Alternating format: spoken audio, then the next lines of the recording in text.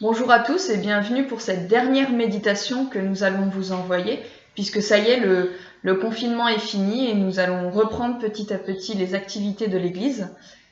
Mais aujourd'hui, je voudrais que nous parlions ensemble des bontés de l'Éternel, les bénédictions de l'Éternel. Connaissez-vous l'histoire de Pollyanna? Cette petite fille désirait plus que tout une poupée pour Noël.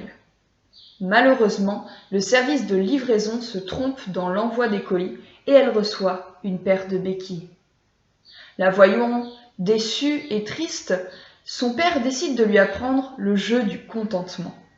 La règle est simple, dans toute situation, il faut trouver une raison d'être heureux. Par exemple, Pollyanna trouve qu'elle peut se réjouir de ne pas avoir à se servir de ses béquilles. D'une certaine manière, on pourrait dire que le prophète Jérémie est un pro du jeu du contentement. Lisons Lamentation 3, les versets 19 à 23. Lamentation 3, des versets 19 à 23. Quand je pense à ma détresse et à ma misère, à l'absinthe et au poison, quand mon âme s'en souvient, elle est abattue au-dedans de moi. Voici ce que je veux ressasser en mon cœur, ce qui me donnera de l'espérance. Les bontés de l'Éternel ne sont pas épuisées, ses compassions ne sont pas à leur terme. Elles se renouvellent chaque matin. Oh, que ta fidélité est grande! Regardez ce verre. Imaginez que ce soit votre vie. Et cette cruche représente Dieu. Elle est pleine d'eau, qui sont ses bontés. Alors voilà, Dieu déverse ses bontés dans votre vie. Seulement, comme dans ce verre, il y a des moments où notre vie est pleine de bénédictions et d'autres fois où elle nous semble vide et compliquée. C'est à nous de choisir si nous voulons nous concentrer sur la partie pleine ou sur la partie vide. Comme Jérémie et Pollyanna, cherchons à trouver quelles sont les raisons de nous réjouir, même quand le verre nous semble à moitié vide. Jérémie est, je le disais, un pro du jeu du contentement, car dans les situations les plus difficiles, il se concentre sur toutes les bénédictions qu'il a eues dans le passé.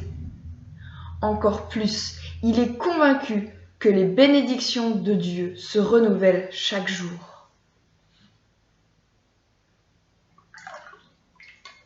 Et non pas une fois, mais peut-être 2, ou peut-être plus encore, 3. Mais non, on a dit qu'elles se renouvellent chaque jour. Et il y a toujours des bénédictions que Dieu nous donne. Dans ces moments de creux, il est en attente des bénédictions à venir. Jérémie sait qu'elles vont arriver. Et Jérémie a raison, les bénédictions de Dieu se renouvellent chaque matin. Vous avez peut-être déjà entendu l'expression de Pierre Dudane, « Au-dessus des nuages, il y a toujours du soleil ». Il semblerait que la Bible ait publié cette idée bien avant lui. Dans chaque situation, je nous encourage à chercher des raisons de nous réjouir et nous rappeler que si aujourd'hui il y a des nuages dans notre vie, le soleil n'est pas loin. Car les bénédictions de l'Éternel se renouvellent chaque matin. Soyez-en convaincus.